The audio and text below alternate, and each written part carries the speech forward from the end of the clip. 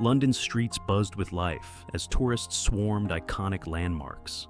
Near Buckingham Palace, visitors gathered to watch the stoic royal guards, dressed in their crimson tunics and towering bearskin hats. Their unwavering discipline made them a symbol of British resilience and tradition. But not everyone appreciated that tradition. Among the crowd that day was a biker gang known as the Thunder Vultures. Loud, brash, and unruly, they were in town for a rally, leaving a trail of chaos in their wake. When they set their sights on one of the guards, they saw an easy target for their amusement. And what they didn't realize was that the guard they chose to harass was a former Special Forces operative, and he wasn't about to let their antics go unpunished. The Thunder Vultures rumbled down the streets of London on their Harley-Davidsons, their engines roaring like thunderclaps. Led by their towering leader, Jack Steele Brodie, the gang was infamous for causing trouble wherever they went. As they neared Buckingham Palace, Steele noticed the gathering crowd. Tourists stood in awe, snapping photos of the guards. "Check this out, boys," Steele said with a grin. "Look at these guys, standing there like statues. What a joke." His crew laughed, and Steele revved his engine, the roar echoing through the square.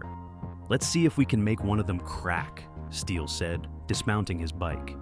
They approached a guard standing near the front gate. His name was William Thatcher, a seasoned soldier who had served multiple tours before joining the Royal Guard. Steele swaggered up to him, his leather jacket emblazoned with the Thunder Vulture's emblem.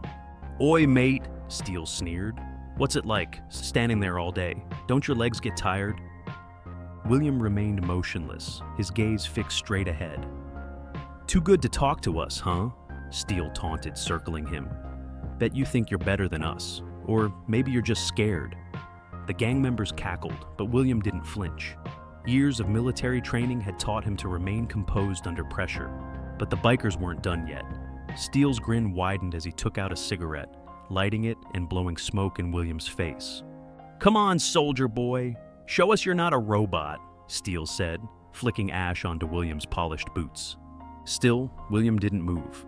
Frustrated, one of the gang members, a wiry man named Rick, stepped forward and shoved William's shoulder. That was a mistake. In a flash, William moved. His hand shot out, grabbing Rick's wrist and twisting it. Rick yelped in pain, dropping to his knees. Steele's eyes narrowed. "Oh, so you do have some fight in you." William released Rick, who stumbled back, clutching his wrist. "Back off," William said, his voice calm but firm.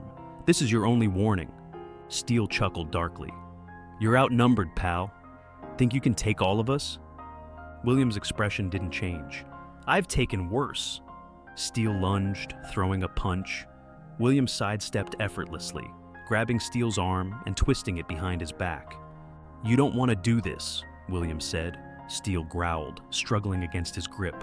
"Let me go, you bastard!" William pushed Steele forward, sending him stumbling into his gang. The crowd gasped, phones held high to record the confrontation. "You've got guts, I'll give you that," Steele said, regaining his balance. "But you're messing with the wrong crew." William adjusted his stance, prepared for the inevitable. The gang rushed him. William moved with precision and speed, his training kicking in. He blocked a punch from one biker, delivering a swift elbow to the man's ribs. Another tried to tackle him, but William sidestepped and tripped him, sending him crashing to the pavement. Steele grabbed a metal chain from his bike, swinging it menacingly. "Come on, guard, let's see what you got." William remained calm, calculating Steele's movements. As Steele swung the chain, William caught it mid-air, yanking it from his grasp. "Is this your idea of fun?" William asked, tossing the chain aside. "Harassing people just doing their job?" Steele snarled. "You're dead, soldier boy." The commotion had drawn the attention of other guards. Several royal guards approached, their presence imposing. Steele glanced around, realizing they were outnumbered. "Time to go," one of his men whispered. Steele shook his head. "We don't run." But before he could make another move, police sirens wailed in the distance. William stepped closer to Steele, his gaze steady. "It's over. Walk away." Steele hesitated before spitting on the ground. "This ain't over."